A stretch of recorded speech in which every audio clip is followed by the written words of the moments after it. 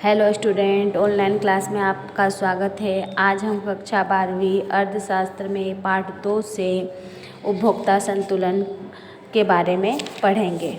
उपभोक्ता संतुलन का अर्थ। संतुलन का आशय उस दशा से है जिसमें कोई परिवर्तन नहीं हो या विराम हो। वह स्थिति उपभोक्ता संतुलन की स्थिति होती है जहां उपभोक्ता को किसी दी हुई दशा में अधिकतम लाभ प्राप्त होता है। दूसरे शब्दों में, संतुलन वह बिंदु है जब उपभोक्ता अपने उपभोग के स्तर में कोई परिवर्तन करना नहीं चाहता है। इसी बिंदु पर उसे अधिकतम लाभ प्राप्त होता है, अर्थात उपभोक्ता अपनी सीमित आय से अधिकतम लाभ प्राप्त करता है और अपने वर्तमान खर्च की स्थिति में परिवर्तन करना नहीं चाहता है। सीमांत उपयोगिता हास नियम का विवेचन करते समय हम देख चुके हैं कि उपभोक्ता जैसे जैसे किसी वस्तु की इकाई खरीदता जाता है तो हर अगली इकाई से मिलने वाली उपयोगिता घटती जाती है और उसकी आय भी घटती जाती है।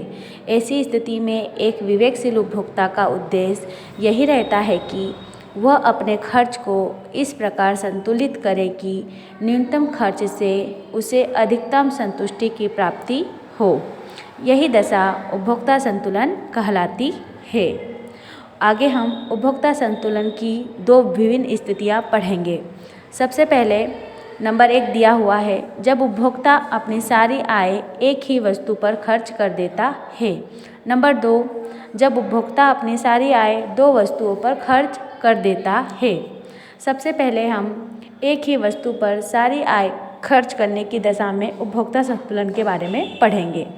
इस स्थिति में सीमांत उपयोगिता हास नियम की सारी मान्यताएं लागू होती है, अर्थात नंबर 1, उपभोग का समय एक ही हो। नंबर 2, वस्तु की इकाइयाँ आकार, मात्रा तथा गुणवत्ता में समान हो।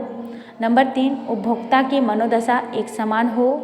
नंबर 4, उपभोग की समयावधि बहुत लंबी नहीं हो। नंबर 5, वस्तु की कीमत वही रहे। नंबर 6, वस्तु की स्थापन वस्तु की कीमत भी अपरिवर्तित रहे। एक ही वस्तु क्रय करने की दशा में उपभोक्ता संतुलन उस बिंदु पर होगा जब वह उस वस्तु की इतनी मात्रा खरीदे जिससे उसे अधिकतम संतुष्टि प्राप्त हो। उपभोग की जाने वाली इकाइयों की संख्या निम्नलिखित घटकों पर निर्भर करेगी। नंबर 1, वस्तु की कीमत। नंबर 2, प्रत्येक अगली इकाई से प्राप्त होने वाली सीमांत उपयोगिता। नंबर 3, मुद्रा की सीमांत उपयोगिता। अब हम 2 वस्तुओं की दशा में उपभोक्ता संतुलन पढ़ेंगे। इसका अर्थ है, हम यह चर्चा कर चुके हैं कि सीमांत उपयोगिता हास नियम एक वस्तु की दशा में ही लागू होता है। वास्तविक जगत में उपभोक्ता सामान्यतः एक से अधिक वस्तुओं का उपभोग करता है। ऐसी दशा में सम सीमांत उपयोगिता का नियम उपभोक्ता को अधिकतम संतुष्टि प्राप्त करने के लिए सहायक होता है कि वह एक से अधिक वस्तुओं पर अपनी आय किस प्रकार खर्च करे कि कुल मिलाकर उसे अधिकतम संतुष्टि प्राप्त हो सके। सम सीमांत उपयोगिता का नियम प्रतिस्थापन का नियम भी कहलाता है। इसे गोसेन का अधिकतम संतुष्टि का दूसरा नियम भी कहा जाता है।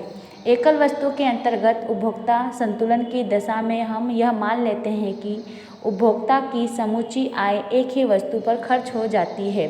2 वस्तुओं की दशा में उपभोक्ता संतुलन प्राप्त करने के लिए दोनों वस्तुओं पर उपभोक्ता अपनी आय इस प्रकार खर्च करता है कि उसे कुल मिलाकर अधिकतम संतुष्टि प्राप्त हो सके।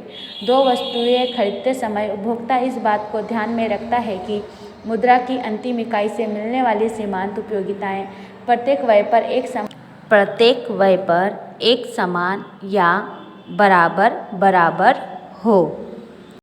अब हम उदासीनता या तटस्थता वर्ग की अवधारणा के बारे में पढ़ेंगे। तटस्थता वर्ग या उदासीनता वर्ग की अवधारणा मूलतः एडवर्थ के मस्तिष्क की उपज थी, जो वर्ष 1881 में प्रकाशित हुई। तत्पश्चात 1906 में इसे पेरेटो ने विकसित किया, किंतु इसे पूर्णतः विकसित करने का श्रेय प्रोफेसर J.R. हिंस को जाता है, जिन्होंने वर्ष 1939 में इसे प्रतिपादित किया। यह अवधारणा क्रमवाचक उपयोगिता के विचार पर आधारित है। तटस्थता या उदासीनता वर्ग विश्लेषण यह मानकर चलता है कि उपयोगिता एक गणनावाचक विचार नहीं है, अपितु यह एक क्रमवाचक विचार है। इस प्रकार उपयोगिता के परिमाणात्मक मापन की कठिनाई हटा दी जाती है। तटस्थता वर्ग विश्लेषण आय प्रभाव पर ध्यान देता है और इस प्रकार यह मुद्रा की सीमांत उपयोगिता के स्थिर रहने की मान्यता को दूर करता है। क्रमवाचक उपयोगिता विचार इस बात पर बल देता है कि उपभोक्ता अपने अधिमान का क्रमवाचन कर सके कि एक वस्तु को दूसरी वस्तु की तुलना में अधिमान क्यों दिया जाए। उपभोक्ता द्वारा दो वस्तुओं का उपभोग संयोजन बंडल कहलाता है। आधुनिक अर्थशास्त्री ने उपयोगिता के विचार को अमान्य कर दिया है। उनका कहना है कि उपयोगिता एक मनोवैज्ञानिक तत्व है और उपयोगिता को पूर्ण रूप से मापना असंभव सा है। उनका यह भी मत है कि उपभोक्ता अपने अधिमान के अनुसार वस्तु तथा सेवा के विभिन्न संयोगों का क्रमांकन कर सकता है।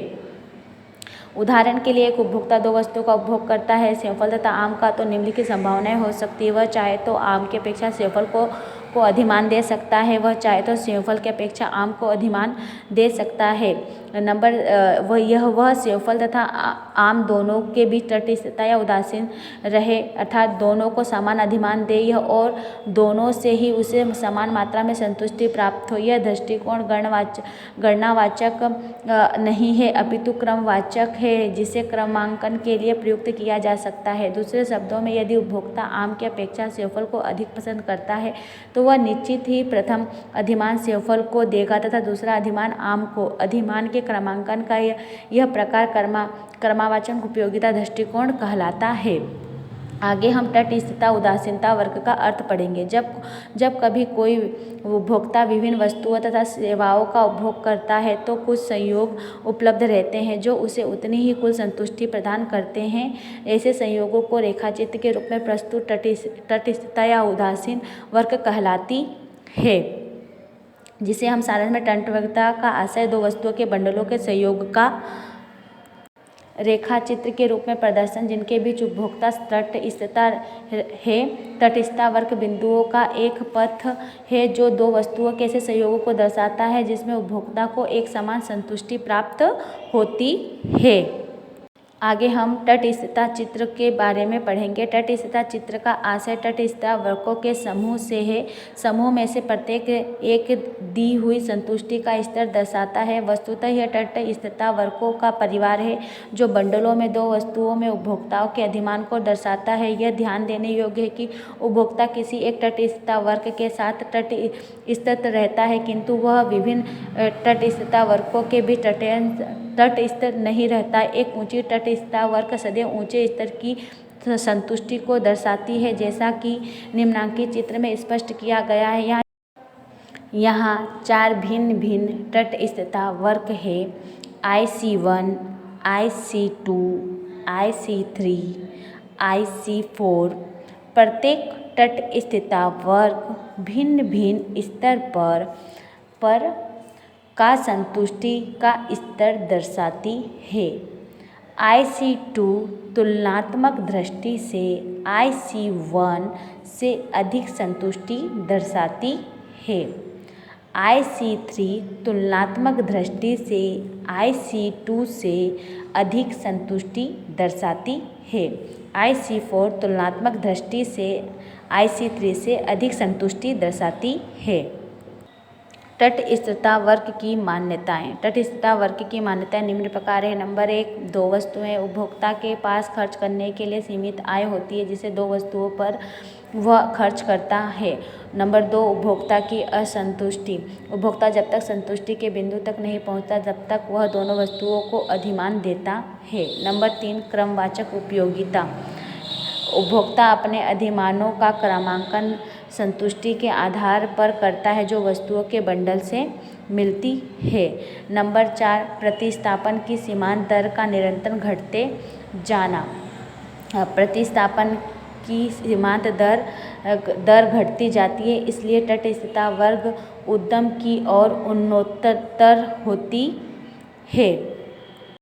अब आगे हम तटस्थता वक्र की विशेषता या लक्षण के बारे में पढ़ेंगे। नंबर 1 दिया हुआ है उद्यम की ओर उन्नततर। तटस्थता वक्र सदैव उद्यम की ओर उन्नततर होती है। इसका मुख्य कारण सीमांत उपयोगिता ह्रास नियम का क्रियाशील होना है। नंबर 2 नीचे की ओर ढलती हुई होना। एक उपभोक्ता किसी एक वस्तु का अधिक उपयोग करता है तो दूसरी वस्तु का वह कम उपयोग करेगा। यदि वह एक वस्तु की अधिक इकाइयाँ प्राप्त करना चाहता है तो उसे दूसरी वस्तु की इकाई कम करनी होगी ताकि कुल संतुष्टि अपरिवर्तित रहे। नंबर 3 ऊंची तटस्थता वक्र होने पर अधिक संतुष्टि। तटस्थता ऊंची होने का आशय है कि उच्च स्तर की संतुष्टि होना। ऊंची तटस्थता वक्र वस्तुओं के बड़े बंडल का प्रतिनिधित्व करती है, अतः एक सूत्र अधिमान के कारण अधिक उपयोगिता प्राप्त होती है। नंबर 4 तटस्थता वक्र एक दूसरी को कभी भी नहीं काटती। 2 तटस्थता वक्र कभी भी एक दूसरी को काट नहीं सकती क्योंकि संतुष्टि का स्तर वही नहीं रहता। यह बात निम्नलिखित चित्र से स्पष्ट हो जाएगी। नंबर 5 तटस्थता वक्र को कभी भी स्पर्श नहीं कर सकती। तटस्थता वक्र की अवधारणा की यह मान्यता होती है कि उपभोक्ता 2 वस्तुओं का उपभोग करता है और यह उपभोग एक ही समय किया जाता है। यदि तटस्थता वक्र को स्पर्श करे तो इसका आशय यह है कि वह वस्तु का उपभोग शून्य है। इसी प्रकार यदि तटस्थता वक्र को स्पर्श करे तो इसका आशय यह है कि वस्तु का उपभोग शून्य है। आगे हम उपभोक्ता बजट लाइन के बारे में पढ़ेंगे। पूर्व में हम उपभोक्ता को 2 वस्तुओं के विभिन्न संयोगों से उसी स्तर की संतुष्टि की चर्चा कर चुके हैं। प्रश्न उठता है कि उपभोक्ता वस्तु किस संयोगों को खरीदेगा। यह वास्तव में उसी आय तथा दोनों वस्तुओं की कीमतों पर निर्भर करेगा। उपभोक्ता बजट का आशय उसकी वास्तविक आय या क्रय शक्ति जिसके आधार पर दी गई कीमत पर 2 वस्तुओं की निश्चित मात्रा में बंडल वह खरीद सकता है। Number 1 budget line. Budget line 2 वस्तुओं के संभावित सभी संयोगों का ग्राफिकल प्रतिनिधित्व कहलाता है जिन्हें दी गई आय तथा कीमतों से इस प्रकार खरीदा जा सकता है ताकि प्रत्येक संयोग की लागत उपभोक्ता के मौद्रिक आय के बराबर हो।